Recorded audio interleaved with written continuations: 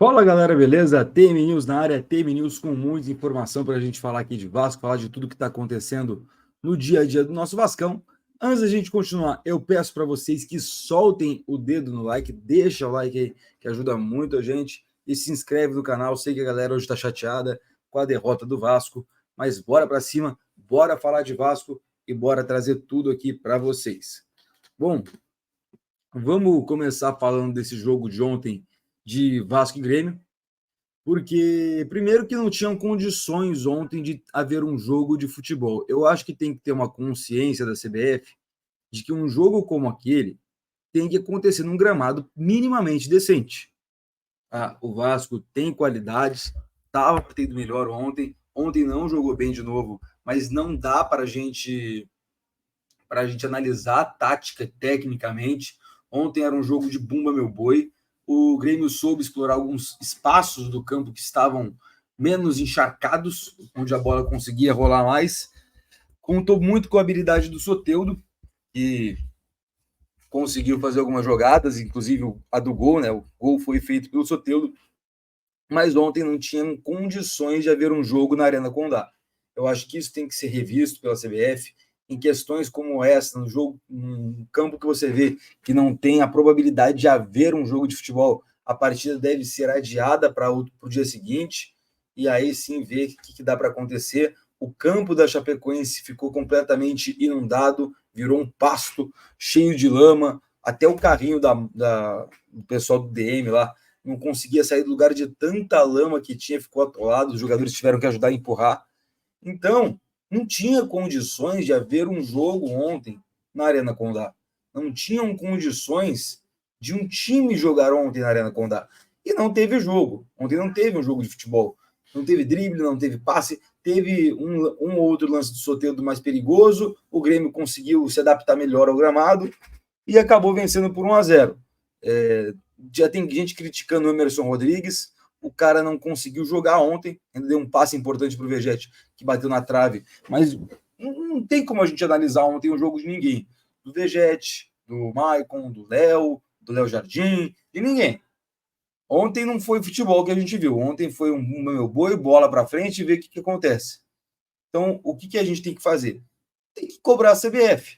CBF, olha, não tem condições de ter jogo. Partidas em que o campo está completamente comprometido, o jogo tem que ser adiado. Mas não tem data. Então se programem aí, façam melhor, diminuam datas de estaduais, sabe? Diminui Paulista, diminui Carioca, reformula a Copa do Brasil. Então, não tem como a gente ficar julgando o atleta. O Paê foi mal, o Coutinho foi mal, o Vegete não. O Vasco não conseguiu jogar ontem, não jogou bem no campo que estava ali. Eu acredito que se tivesse um campo seco ou em um campo com a mínima capacidade de haver um jogo de futebol, o Vasco teria sido superior ao Grêmio, que estava com alguns desfalques, inclusive o seu principal zagueiro, que é o Jeromel. Então não dá para a gente fazer uma análise tática, técnica, nem nada do tipo, porque não dá. Não teve futebol ontem. Teve a galera jogando uma pelada. Mas o que dá para a gente analisar é a atitude do árbitro. Tá? Não foi culpa do árbitro o Vasco perder em si, mas o árbitro foi muito mal ontem, não só contra o Vasco, mas no geral. O Vasco e Grêmio tava me deixando aflito, tava me deixando nervoso ver o jogo. Porque qualquer beijinho no pescoço, o cara marcava falta. Inverteu muitas faltas, foi caseiro sim, errou muito a favor do Grêmio, mas não é uma coisa específica do Grêmio, específica do Vasco. Tem erro de arbitragem em todo o jogo. Os árbitros do Brasil são ruins, é bom apelido, são péssimos. Então, ontem foi culpa do árbitro? Bem pouquinho. Estão mostrando um lance aí que o jogador cai na área, é lance de ataque, tá? Eu tava narrando o jogo, é um lance de ataque pro Grêmio, não é pênalti que lá, o cara não faz uma falta na área de defesa e é pênalti. Então, o que dá para falar? E detalhe, a bola não estava em jogo ainda. Inclusive, eu mostrei na transmissão, na hora da transmissão, eu mostrei. Então, o árbitro ontem foi caseiro, foi muito influenciado pela situação. O Renato Gaúcho chorou a semana inteira, mas ontem ele elogiou o árbitro. Ou seja, quando é contra o time dele, ele é um leão. Agora que ele tinha que mostrar a personalidade dele, falar: te ganhou, mas o árbitro foi uma merda. Mais uma atuação ruim da arbitragem, mas não é porque é contra a gente ou a favor da gente que eu vou deixar de falar. Não, ele passou o paninho dele, ou seja, mais um que perdeu completamente a moral. Gosto muito do Renato Gaúcho, é um baita técnico, mas perdeu completamente a moral depois do jogo de ontem, depois de passar paninho para a arbitragem, que foi ruim o jogo inteiro. Antes do primeiro gol do Grêmio, um pouquinho antes, eu falei durante a transmissão que, cara, o juiz é muito ruim, não deixa o jogo seguir um minuto. O Vasco e Grêmio teve o pior índice de bola rolando. A menor percentual de bola rolando foi de Vasco e Grêmio. Um jogo horrível, um jogo mal jogado, um jogo onde os dois times não tinham condições de estar ali. Não tinha como ter jogo. E o árbitro ainda por cima ajudou o Grêmio. Tá? Ajudou sim, mas não foi culpa do árbitro a vitória do Grêmio. O Vasco jogou mal, não estava conseguindo jogar. E o Vegete falou, tem que chorar para que ajudem, né? Dando aquela alfinetada. O Kahneman, o jogo inteiro enchendo o saco. O jogo inteiro falando. O jogo inteiro falando na cabeça do árbitro, caindo, pedindo falta, agarrando o Vegete. Os dois, até o Vegete estava me irritando ontem. Até o Vegete estava me irritando, toda hora reclamava também. Pô, vamos jogar bola. E já que não tem condições de se jogar bola, adia o jogo. Ah, adia. E a gente ficou nesse 1-0, o Vasco saiu prejudicado.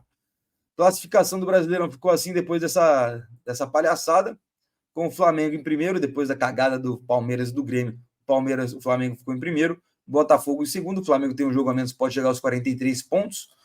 Fortaleza com 36 pontos em quarto, o Fortaleza também tem um jogo a menos e pode chegar aos 39 pontos. Cruzeiro tem 35, podendo chegar aos 38, Palmeiras se ferrou com essa derrota aí, viu? São Paulo com 32, Bahia com 32, Paranaense 28, Atlético 28, Bragantino 25. Só que Bragantino e Atlético têm um jogo a menos, assim como o Paranaense, e podem se distanciar bastante do Vasco. A derrota de ontem vai pesar muito, principalmente na briga pela Libertadores. Criciúma tem 21 pontos, o Vasco tem 23, né? Mas o Criciúma tem 21. Juventude 21, Inter 20, Corinthians 19, Grêmio 18. Bom deixar ressaltado, tá? O Criciúma tem aí seus 18 jogos, pode passar o Vasco, Juventude pode passar o Vasco, o Inter pode passar o Vasco, se distanciar bastante, o Grêmio pode passar o Vasco também, tá? Tem 18, não, pode encostar no Vasco, tá? Então tem 18, 19, 20, 21, pode encostar no Vasco, o Grêmio. Essa derrota de ontem também pesa. É a segunda derrota seguida do Vasco, mas ontem não tem como a gente criticar ninguém, tá? Ontem foi uma situação à parte, o Vasco tem que melhorar a partir de agora e mudar o seu estilo de jogo, fazer o que tem que fazer, mas o próximo jogo a gente vai conseguir analisar um pouco melhor. Próximo jogo que é na quarta-feira, Copa do Brasil, Atlético Goianiense e Vasco. Paiva deve ter o retorno do Watson, dependendo aí dos exames. O Vasco vai treinar hoje, não vai ter descanso. Chegou ontem no Rio de Janeiro, através de um voo fretado. Então, hoje já tem treino, já deve estar rolando, inclusive, o treino do Vasco. Não vai ter descanso. O Vasco deve ter uma vantagem, porque o Atlético Goianiense, como a gente mostrou, está em último lugar e deve poupar para o Brasileirão. Então, o Vasco tem uma boa possibilidade de sair com uma vitória do Antônio Ettioli na próxima partida. É muito importante a vitória, o Vasco tem que continuar vivo na Copa do Brasil e o jogo a gente vai transmitir aqui. Lembrando, o Vasco precisa de grana e precisa passar na Copa do Brasil.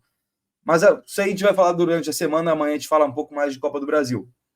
Vamos para o mercado da bola. Saídas do Vasco, a gente deve ter 2 saídas nessa semana.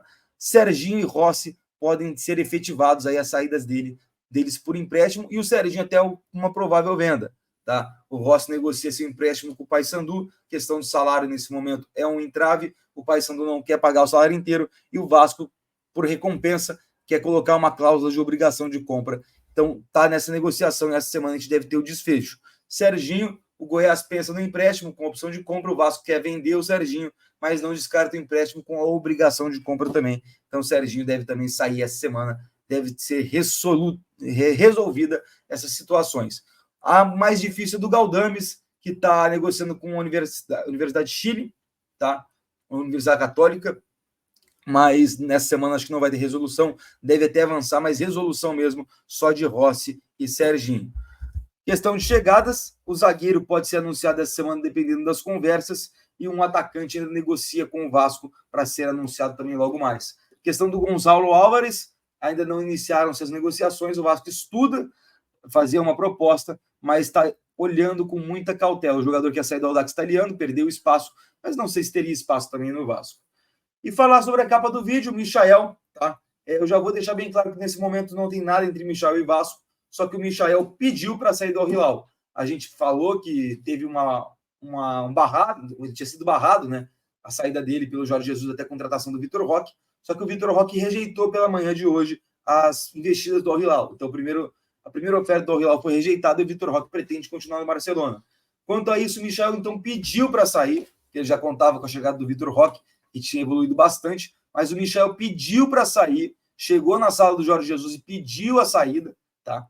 Ele falou que não quer continuar na Arábia, está infeliz, quer voltar para o Brasil e sabe que vai perder espaço com a chegada do Neymar. Então, o Michael pediu para sair do Al-Hilal, tá?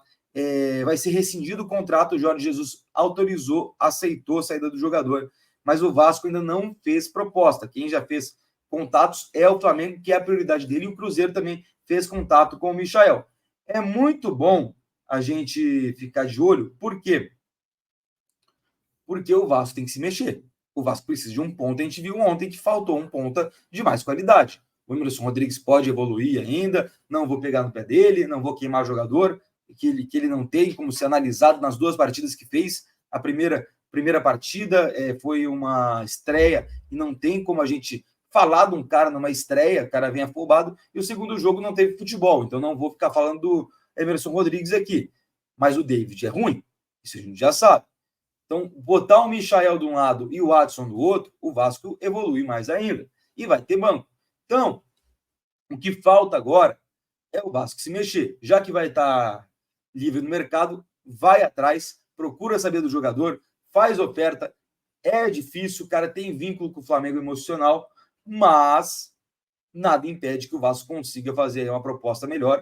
Na verdade, tem muita coisa que impede, mas nada impede que o Vasco faça uma proposta, convença o Michael e ele venha para o Vasco. Porém, nesse momento, não tem nada. Apesar da saída dele, é muito difícil que o Vasco consiga contratá-lo.